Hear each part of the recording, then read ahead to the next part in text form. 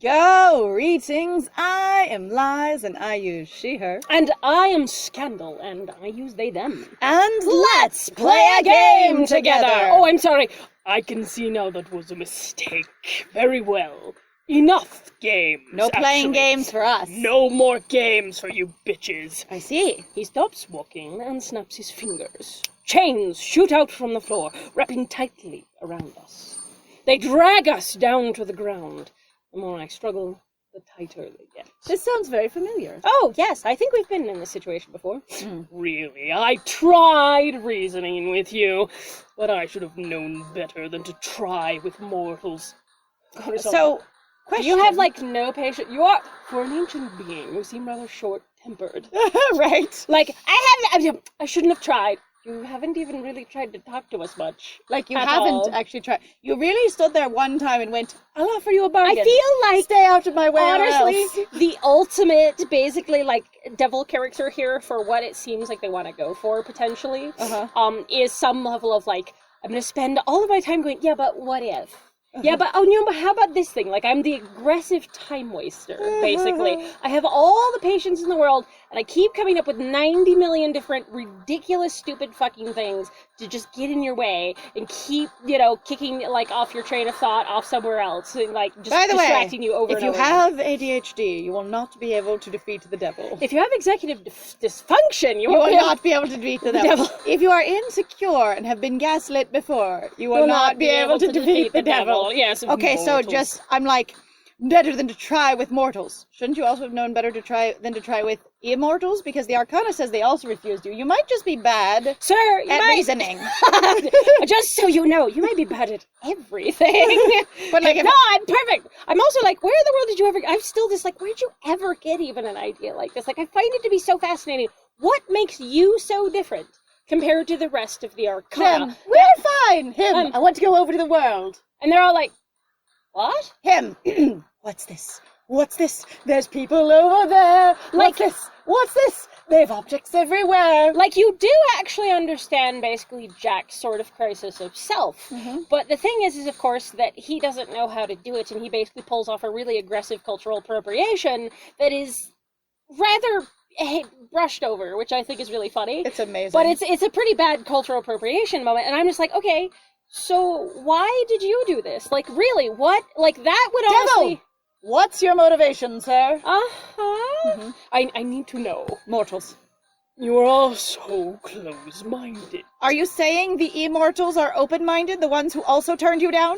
Sir? Who also really don't want any contact with each other and seem to very much enjoy being isolated entities, despite the fact that I would imagine that if the Arcana basically have the potential to be anything, that actually would mean that some of them are incredibly deeply social, as it were, what we would define to be social. What if? What? What if every single other Arcana is an introvert, and he's the only extrovert, and he's dying over here? Oh, that would be... That would be terrible. Honestly, that would be really interesting, though. But also, at the same time, he doesn't seem like he is. Well, he doesn't, but maybe that's what the thing is basically he's maladjusted to what he's tried to social with everyone else who's, quote, like him. But if they're all introverts, they're no, you're too much for me, you're an energy drain. Right. So I don't want to hang with you. And then he's well, people. People, but he's and people have actually actively been more engaged with him. But the thing is since he's so far removed from being a people, he engages very poorly. And so he's not quite getting what he wants, even though it's better than nothing. Yeah, that would actually be really interesting. I'm fascinating. Endless power and wealth was yours for the taking. Oh, question. And what did you choose instead? Nadia, hang on. Endless power. Just 1 second. Even more power than you have. You could make me more powerful than you? No, you would only be powerful in human terms. So, how is that endless? That sounds like an end. Well, I mean, you are mortal. I can't fix that. I mean, according to Immortal Wormboy, you can. Yes, but you don't want... I'm not offering you immortality. I'm offering you endless power for the time that you're alive as a mortal. But it doesn't end. And so if I die, then it ends. Then also, I mean it ends! If I'm not more powerful than you, the meter ends. It doesn't go up to 11. Yeah, but it's only about... Shut up! Okay. Okay, actually, I think this is interesting because, did the devil actually ever offer us power or wealth? No. So I'm kind of Not that I'm aware of. He basically was like, hey, could you stay out of my way and we'll make for a bargain 24 hours. do you not mess with my stuff and you'll be Hercules. Yeah, you'll be my Hercules and you'll be like, and I'll who take are over, you, bro? basically, I'll defeat Zeus while you do nothing and it will be great. I'll be quiet. Yeah, I don't understand this at all. I don't think he's actually offered wealth and power. No. I don't remember. If he him doing has, that. feel free to correct us. But we're talking about specifically in this route and this route alone, because as actually we were just talking about before we turned this on, there is a weird level of, as much as these characters are similar, these are very much all very aggressive AUs of each other.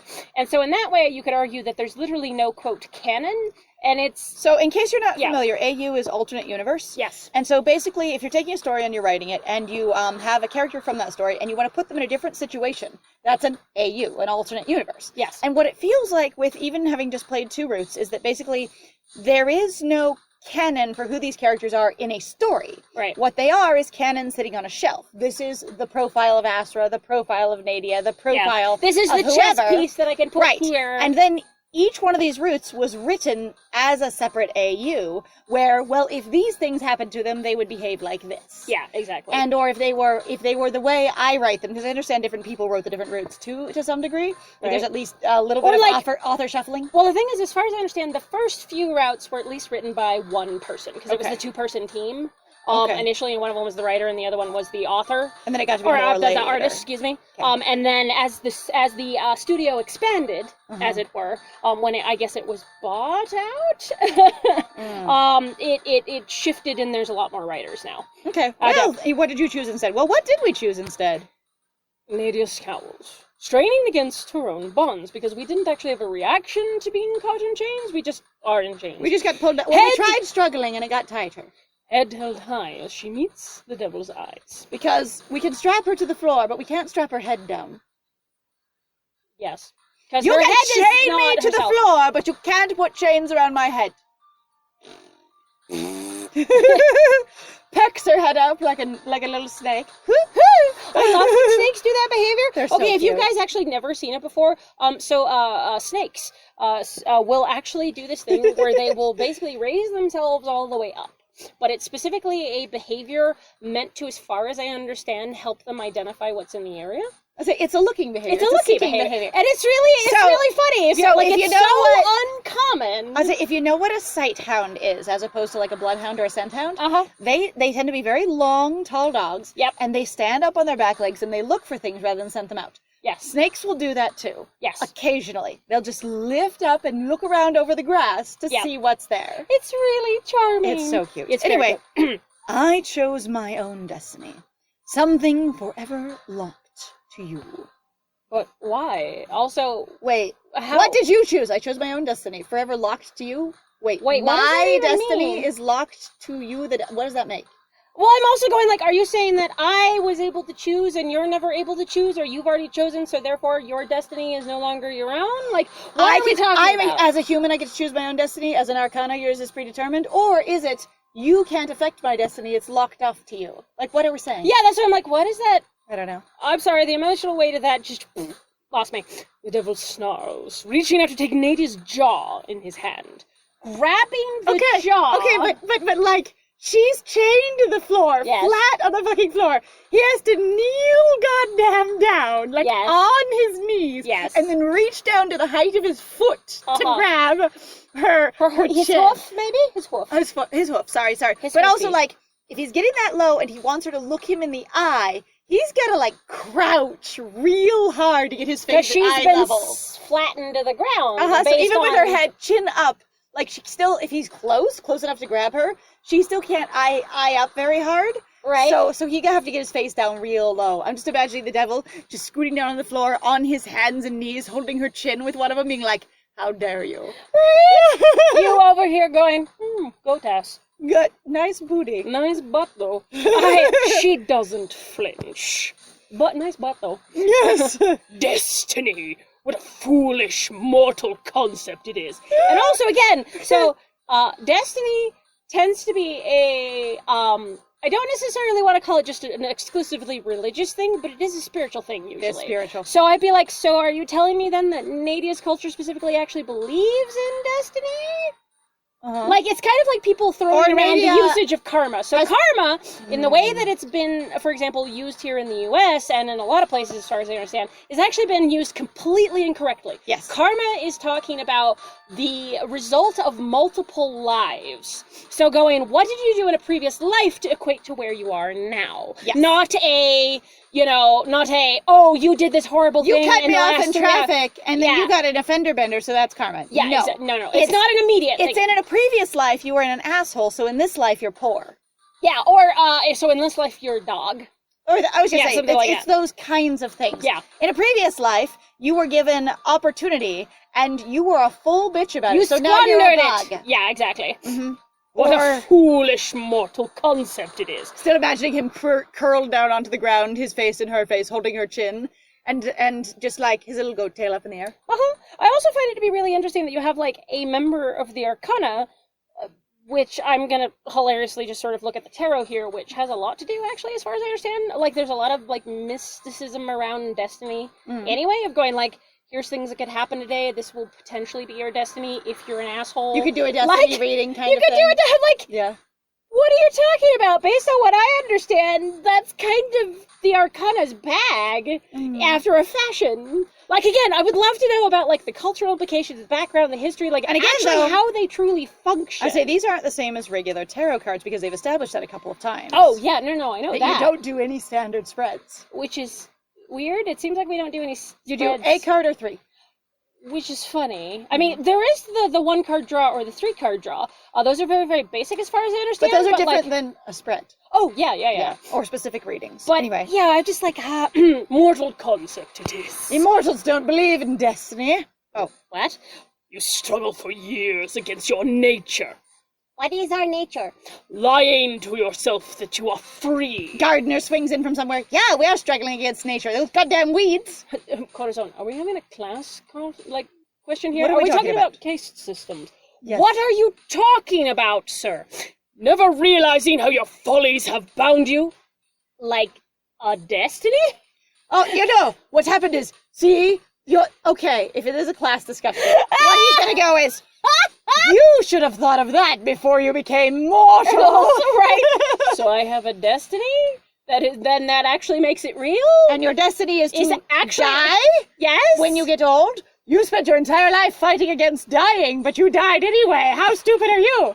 That's a destiny? No, sir, I don't think, Also, I don't need to do anything, really. You'll just get old and die. Oh, Corazon, so I have a destiny, do I? Do I? You've said I do. What? No, destiny is made up. Your own follies have bound you to a conclusion that is indefiable. So a destiny? Are you sure about that? I don't think those words It's the dude busting through the wall, what do you think stuffing the face gently through the hole. Are you sure about that? Yes. It's Corazon. He waves his hand, and the ropes squeeze. Chains? Chains to ropes. I just got that. The chains? The chains turn to ropes and squeeze tighter. And squeeze tighter until I can't breathe anymore. They were chains. Thankfully, I don't need to breathe because I'm not actually in a body. Woo! Sorry. Oh, wait. I forgot it. I don't have it. It's fine. My vision goes red. Head throbbing with a lack of oxygen. Because he is implementing this state upon me, and I cannot resist. Also because it is his realm. But again, like, as we pointed out, I'm like, if this is his shit he's made up, then that also means, again, is if you can go, I am me, even if you can't affect his world, you can at least affect yourself. Yep. Throbbing with a lack of oxygen. I can only barely hear Nadia's voice over the sound of my own blood rushing through my ears, because for some reason, he doesn't do this to Nadia as well. Because he was talking to Nadia, and not you. Yeah, I think he decided to look at Nadia and go, I know what'll hurt a love interest. Attacking the other love interest and not doing anything to the other one. I know what you technically are a damsel in distress, and this one needs to save your ass. Also going, I know what will hurt you, Nadia, if nothing's hurt you yet. I'll kill them in front of you, and you'll have to watch. Except you can't see them because you're pinned to the floor. Hang on, turn your head this way. Nadia, come on. Nadia! Look at what I'm doing!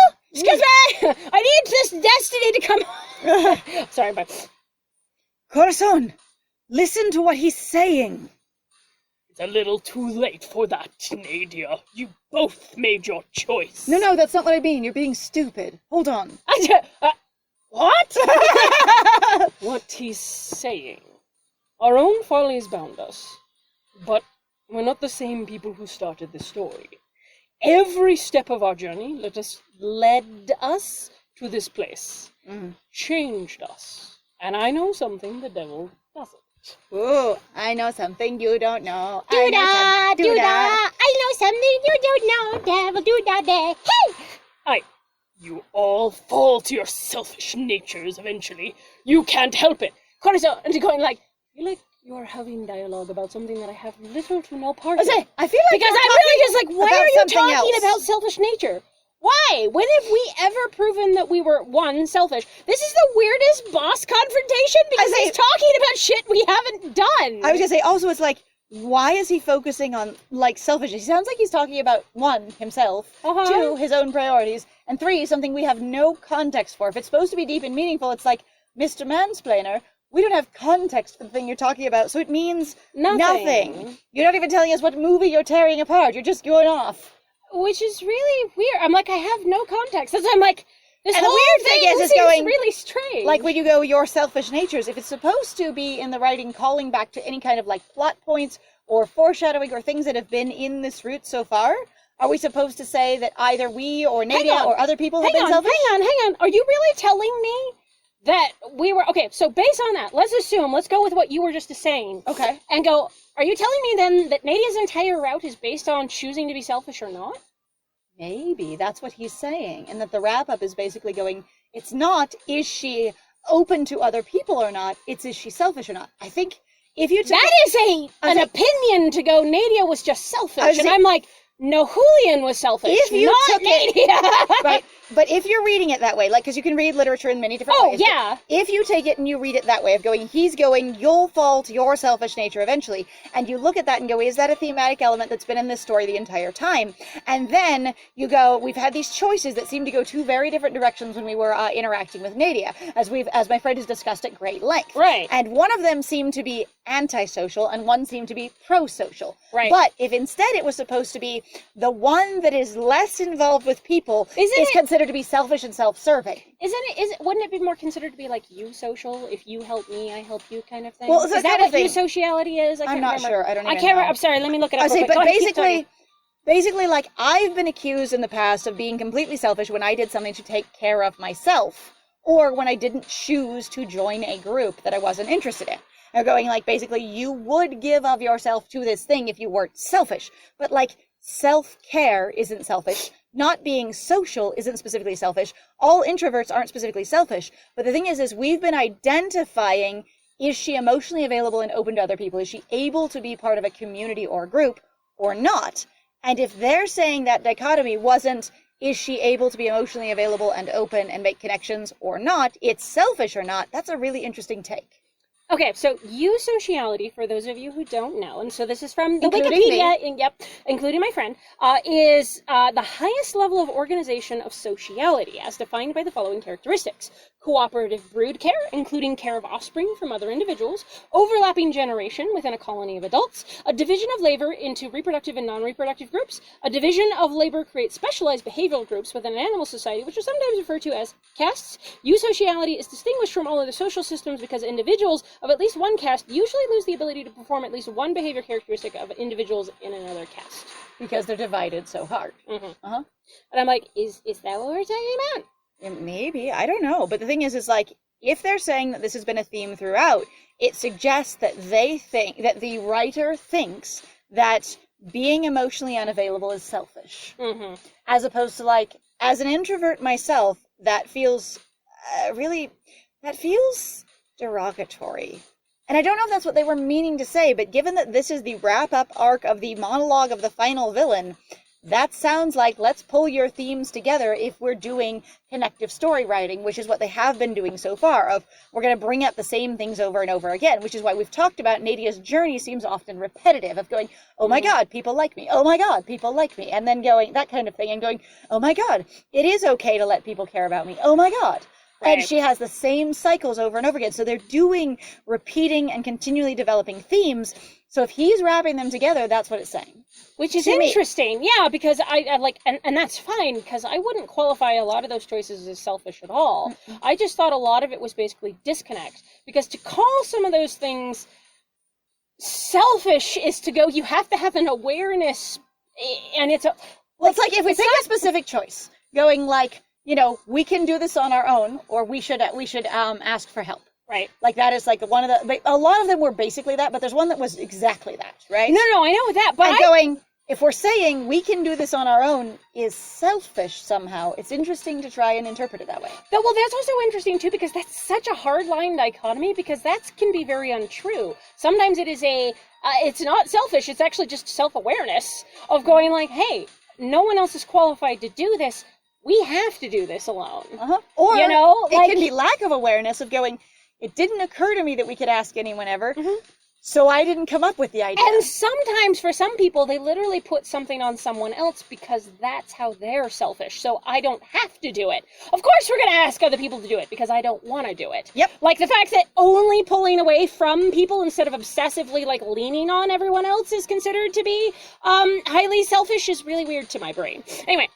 Selfish natures, you can't help it. You're only mortal after all. Immortals do not suffer from such things, apparently. Because since as far as I know, there is only mortal and immortal, and it is a dichotomy based on you either die or you don't. Yep. There is no, you get half dead and you're the semi-mortal kind of thing. You're undead. You're an amortal?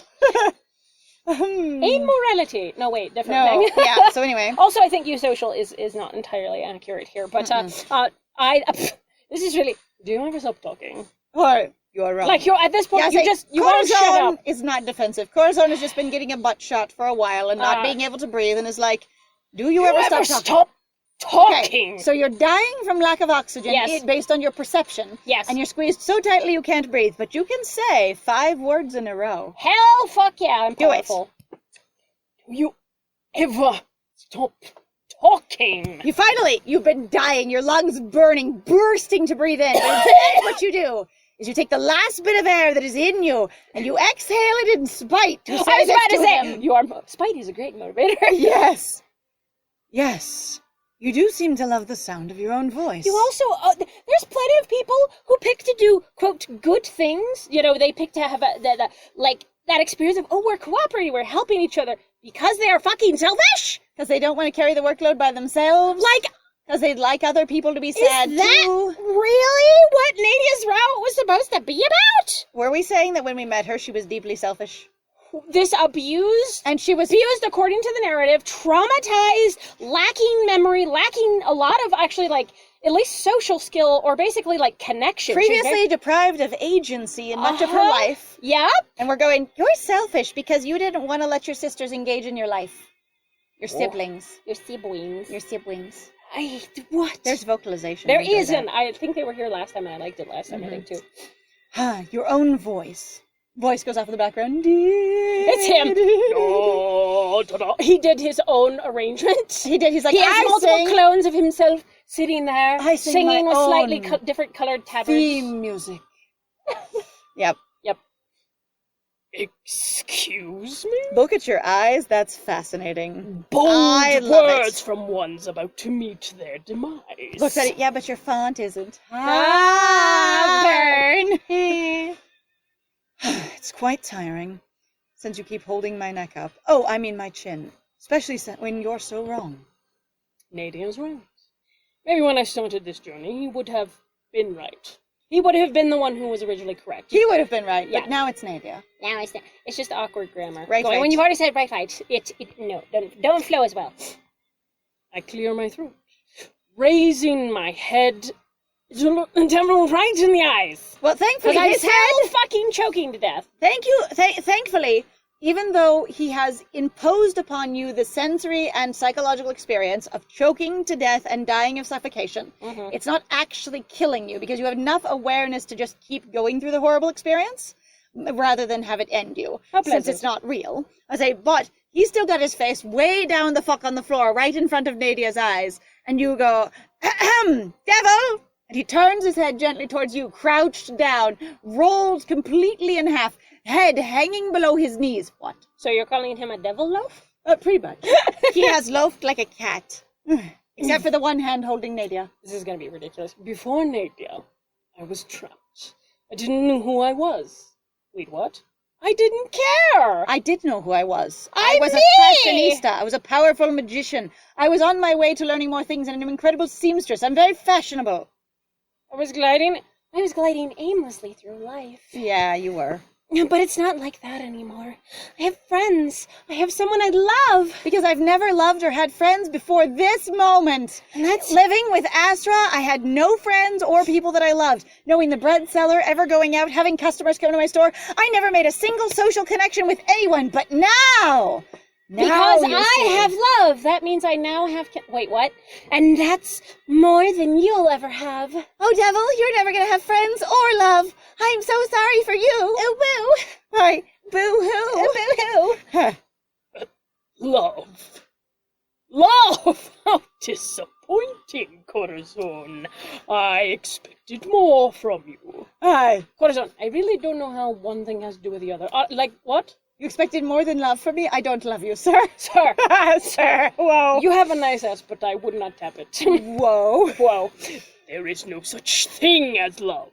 Just people using each other to their own ends. Which is actually a philosophical argument. It is actually a particular philosophical viewpoint of going, nobody actually wants each other except for what they can get from each other. Yes. On the other hand, if what you get from each other is joy and happiness, then, oh no, I don't want you except that you make me happy. Yes. Like, not, you must make me happy at all times, but in general, the sum total of all of our interactions over time has made me happy and I want that.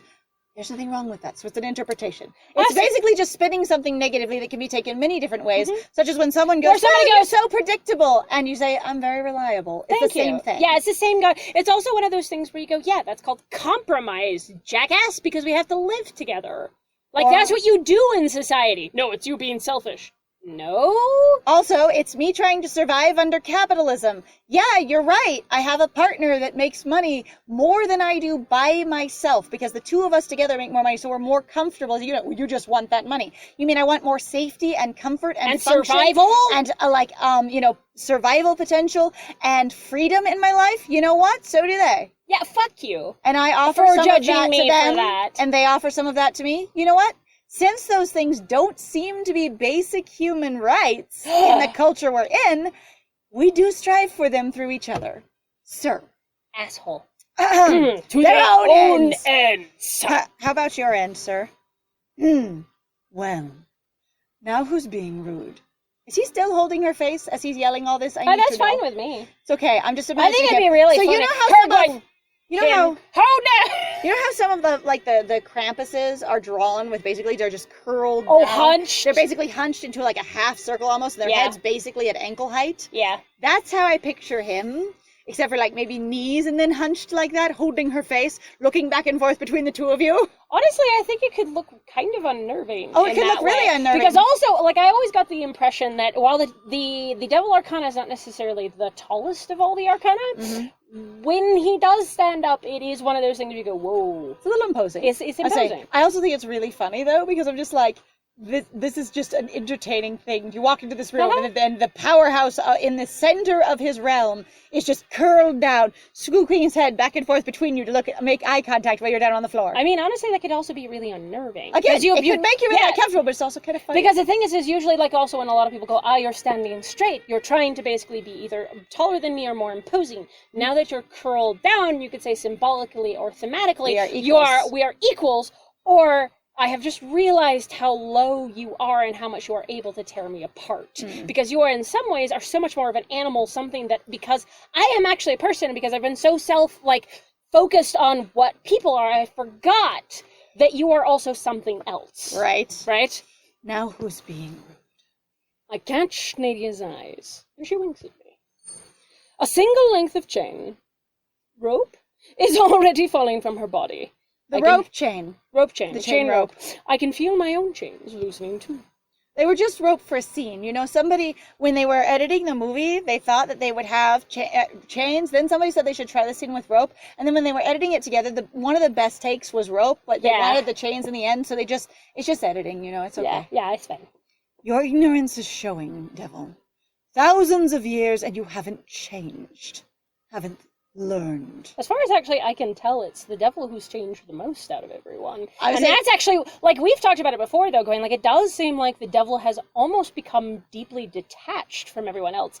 And that might be what's fucked him up. I was going to say, and the thing is like, he has changed, unless this has been his goal forever, he has changed deeply, a lot. No, since the existence of things, he's wanted to be involved with humans. I'm like, are you sure about that? Because I don't think Nadia's been around. But that would also, opinion. But that would also, though, to me, imply that you have some sort of history or story that you tell other people about the Arcana, and you have stories about the devil is constantly always trying to do specific things.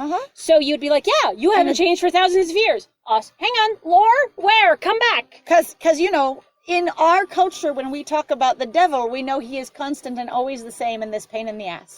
Which would be interesting. Yep. Oh my god! But it's not your fault. You can't help it. You're only an Arcana, after all. Whatever that is. Whatever that means. The devil scoffs. He hasn't seemed to notice the chains falling from us yet. But he'll have to notice them falling from us in the next one! Hey! So thank you very much, everybody, for joining us. If you like what we do, please feel free to like, comment, subscribe, interact with the video, please. It actually does a lot for us in regards to YouTube algorithm. Yep. Please also feel free to go check out our Ko-Fi, Patreon, and our Twitch. You betcha. There are some links in the description down below. We'd love to see you there. And I have been Scandal. And I have been Lies. And it was great playing with you. Bye!